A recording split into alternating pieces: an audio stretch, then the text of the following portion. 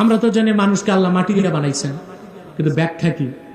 তোমারে আমারে মাটি দিয়া বানায় নাই বেটা, বাবা আদম রে মাটি দিয়া বানাইছে। এই জন্য আল্লাহ বলছেন মিনহা খালাকনাকুম। এটা তাফসীর দেখো, মিনহা খালাকনাকুম মানে হচ্ছে বিখালকি আবিকুম আদামা মিনহা, আমি তোমাদের বাপ আদম রে মাটি থেকে বানাইছি। এই জন্য সন্তানদেরকেও বলা হয়েছে মাটির মানুষ। আমাদেরকে মাটি দিয়ে বানাইছে। আপনার বাবাই মাই কি মাটি খাইতো? কথা বলেন। আমরা কিসের তৈরি আল্লাহ বলে দিয়েছেন। তো মৌলবী এক আয়াত পড়ছে আর এক আয়াত পড়ে নাই।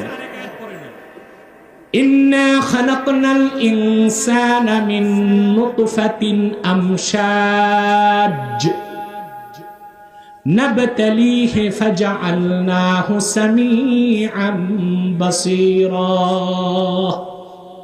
আমি মানুষকে তৈরি করেছি পিতা মাতার বীর্যের মিশ্রণ থেকে। আল্লাহর কোরআনের দুই আয়াতিকে দ্বন্দ্ব থাকতে পারে? তো মিনহা খালাকনাকুম, আমি তোমাদেরকে এই মাটি থেকে সৃষ্টি করছি, তার মানে জালালউদ্দিন সুয়ুতী সহ 22 জন মুফাসসির তাফসীর লিখে দিয়েছেন বিখালকি আবিকুম আদামা মিনহা, তোমাদের সবার পিতা আদমকে মাটি থেকে বানাইছি। এই জন্য সবার ক্ষেত্রে বলছেন আদম সন্তান, যেহেতু আদমের সন্তান, যে তোমাদেরকে আমি মাটি থেকে বানাইছি। এই আয়াতের অপব্যাখ্যার সুযোগ নাই। আমাদেরকে, আমরা হয়েছি বাবার বীর্য থেকে, মায়ের বীর্য থেকে। আবার আদমকে বানাইছেন মাটি দিয়া, তার বউকে মাটি দিয়া বানান নাই, তার বউ হাওয়ারে বানাইছেন আদমের হাড্ডি দিয়া। আবার ঈসার তো বাবাই ছিল না, ঈসারে বানাইছেন আল্লাহ ফু দিয়া। কোরআন শরীফের একটা আয়াতের তরজমা দিয়েই মুফতি হওয়া যায় না। সব তাফসীর পড়তে হবে, বুঝতে হবে, মুফাসসিরগণ কি বলছেন তা জানতে হবে, ঠিক কিনা? আমি যে তফসিরটা করলাম, ইমাম সুয়ুতী এই তফসির করছেন তফসির জালালাইন, দারুল ফাজরুল ইসলামী বৈরুতের ছাপ, তফসির জালালাইন 315 পৃষ্ঠা। সূরা তাহার আয়াতের ব্যাখ্যা ইমাম সুয়ুতী এবং পক্ষে আরো 22 জন মুফাসসিরের মত আমাদের তাখরিজে আছে। মিনহা খালাকনাকুম এর অর্থ হচ্ছে আই মিনহা খালাকনা কুম, অর্থ হচ্ছে বিখালকি আবিকুম আদামা মিনহা, তোমাদের পিতা আদমকে আমি মাটি থেকে তৈরি করছি। তা আদম মাটির, আমাদেরকে বলা হয়েছে মাটি থেকে তৈরি করা হয়েছে, কিন্তু আমাদেরকে আল্লাহ তৈরি করছেন বাবার বীর্য মায়ের বীর্য থেকে। ঈসারে বানাইছেন ফু দিয়া, হাওয়ারে বানাইছেন হাড্ডি দিয়া, ঠিক কিনা? এগুলো বুঝতে হবে। কথা বুঝতে পারছেন? আর আল্লাহ রাসূল মুহাম্মদ সাল্লাল্লাহু আলাইহি ওয়াসাল্লাম, ওনার মর্যাদা সবার ঊর্ধ্বে। সুবহানাল্লাহ। আমি একটু কথা বলে দিব আকীদা দুরুস্ত রাখার জন্য।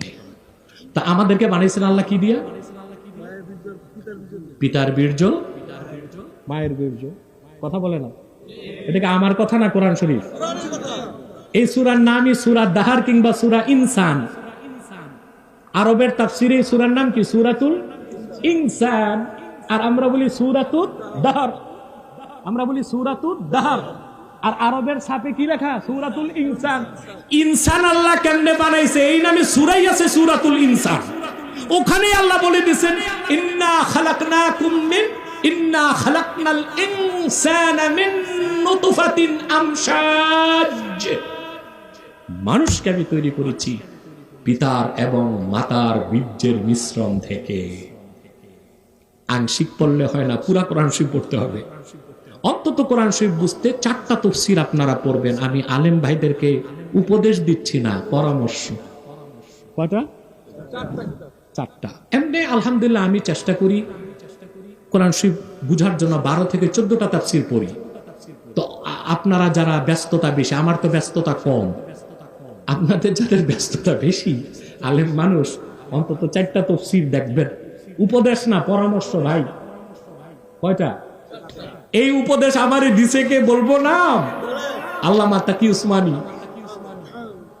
বুখারী শরীফের সনদ ও অসংখ্য হাদিসের কিতাবের সনদ আমি যার থেকে পেয়েছি। বুখারী শরীফের একদম শেষ সময় তিনি আমাদেরকে নসিহত করছেন যে তোমরা 4টা তাফসীর পড়বা। তাফসীর কবির, তাফসীর বাগাবী, তাফসীর ইবনে কাসির, তাফসীর মাআলিমুত তানজিল। কয়টা?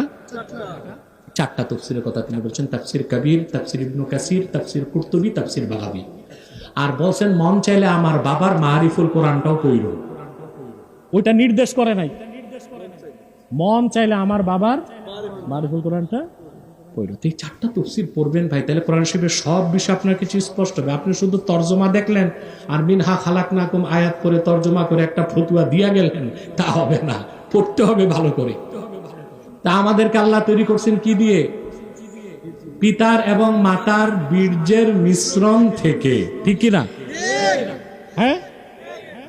তো বীর্যের মধ্যে কি থাকে জানেন? পিতার বীর্য হচ্ছে স্পার্ম, শুক্রাণু। মায়ের এখানে সভাপতি ডাক্তার সাহেব না? কই ডাক্তার সাহেব আসে নাই? সভাপতিও নাই, প্রধান অতিথিও নাই, প্রধান অতিথি নাই, নাই সভাপতি। আপনাদের কি মতি গতি? ভালো আছে? কাউরে রিপ্রেজেন্টেটিভ বসার নাই, সভাপতি? এখানে সভাপতি কেউ আজকে হয় নাই, তাহলে আমি সভাপতি। যাক, আমি সভাপতি, আমি মুনাজাত করবো আর একটু পরে, আর একটু পরে। যে ভাইরা আসে নাই, ভাই বিপদে আছে। কি বিপদ আমি আর বলবো না, আপনারা জানেন। আমরা প্রাণ খুলে দোয়া করব।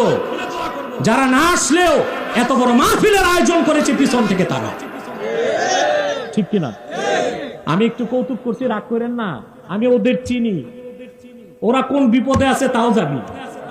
ওরা না আসলেও যতটুকু দোয়া করার প্রাণ খুলে আজকে হাজার হাজার মানুষ নিয়ে করে যাবো ইনশাআল্লাহ।